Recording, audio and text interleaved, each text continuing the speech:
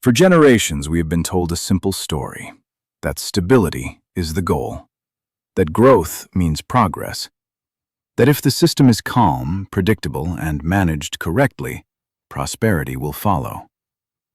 But history tells a very different story, because no empire in history collapsed during chaos. They collapsed during periods that were labeled stable. Stability is not the absence of danger. It is often the condition that allows danger to grow unnoticed. What people call economic stability is usually the stage where structural failure has already been locked in, but not yet felt. This is the lie. Empires do not fall when things look broken. They fall when things look normal, when markets still open, when currencies still circulate, when governments still promise control. And by the time instability becomes visible, the outcome is no longer avoidable.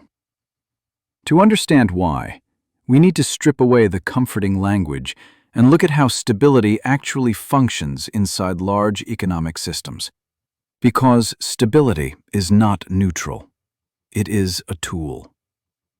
In every major empire, stability emerged after expansion, after conquest, after growth, after influence reached its peak. And that is when the real cost began. The pattern is consistent. First comes expansion, territory, trade, military reach, political influence. The system grows larger than its productive base. Then comes maintenance, defending borders, managing alliances, funding institutions, supporting promises made during growth. At this stage, leaders do not speak of risk. They speak of stability. Because stability reassures markets. It reassures citizens. It reassures creditors. But underneath that reassurance, something fundamental changes. The system stops producing enough value to sustain itself, and instead, it begins to rely on financial mechanisms to simulate health. This is where the lie begins. Economic stability is often achieved not through strength, but through postponement. Costs are deferred, losses are hidden, debt replaces productivity. The system continues to function, but only because future obligations are pulled into the present. At first, this feels harmless, even responsible.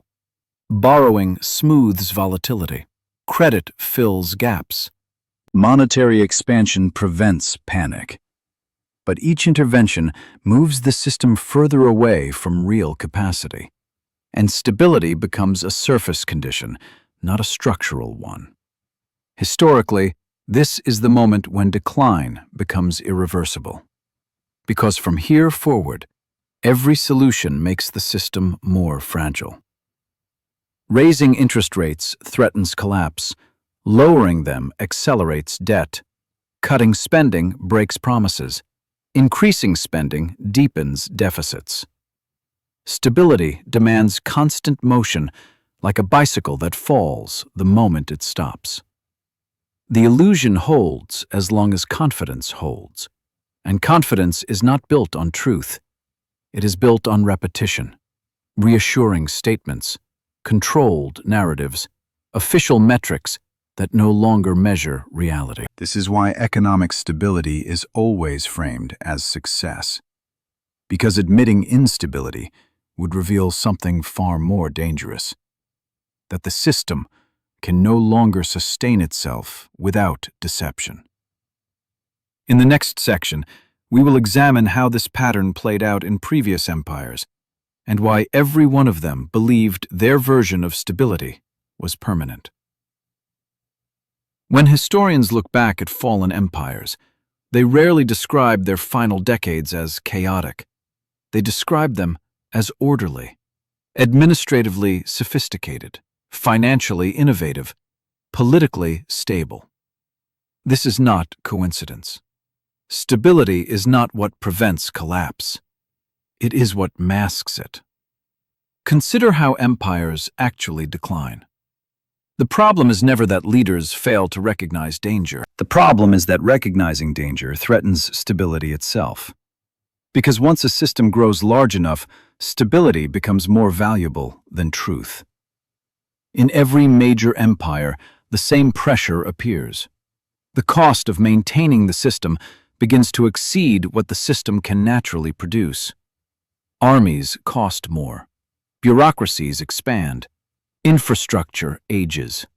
Populations expect more protection, more services, more guarantees. But raising taxes creates unrest. Cutting spending weakens legitimacy. Scaling back commitments signals decline. So leaders choose the only option that preserves the appearance of stability. They borrow. At first, borrowing feels temporary, a bridge to the future, a rational response to exceptional circumstances. But borrowing introduces a new dependency. The system no longer depends on productivity alone. It depends on confidence. As long as lenders believe the empire will endure, money flows. As long as money flows, obligations are met. As long as obligations are met, stability appears intact. This is how debt transforms from a tool into a requirement. Over time, debt stops funding expansion. It starts funding maintenance. And that is the turning point. Because maintenance produces no new capacity. It only preserves existing structures at increasing cost. This is when economic language begins to change. Leaders stop talking about growth. They talk about stability. Budgets are framed as responsible. Deficits are reframed as investments. Rising debt is justified as necessary to preserve order, and the public accepts it because instability feels worse. This is not deception in the traditional sense. It is institutional self-preservation. The system cannot admit its own limits without triggering the very collapse it fears. So, stability becomes a narrative discipline. Statistics are adjusted, benchmarks are redefined, risk is dispersed, delayed, and hidden across time. Inflation is described as manageable, debt is described as sustainable, intervention is described as temporary. But sustainability no longer means repayable, it means serviceable. As long as interest can be paid, the debt is considered stable. This is a critical distinction, because servicing debt does not reduce it, it entrenches it. The system becomes locked into a loop where new borrowing is required to sustain old promises, and stability becomes synonymous with continuation. Not health, not strength. Continuation. Historically, this is where empires lose flexibility. Every option narrows. Raising rates threatens insolvency. Lowering rates encourages more borrowing. Allowing failure risks contagion. Preventing failure concentrates fragility. Stability demands intervention. Intervention demands distortion. Distortion demands more intervention. The system becomes reflexive. And at this stage, collapse no longer comes from a single shock. It comes from exhaustion. Eventually, the productive base erodes. Industry moves elsewhere. Innovation slows. Real wages stagnate. Consumption is maintained through credit rather than income. The empire still looks wealthy, but it is no longer self-sustaining. This is why stability is most aggressively defended near the end. Because without constant management, the system cannot function at all. And that is the true lie behind economic stability. It is not a sign of balance. It is a sign of dependence. In the final section, we will bring this pattern into the present and explain why modern systems are more stable on the surface and more fragile underneath than any empire before them. Today's world is often described as unusually complex. Global markets, advanced financial tools, central banks coordinating across borders, real-time data guiding policy decisions. This complexity is used as proof that modern systems are different, more resilient, more controlled, more stable than anything that came before.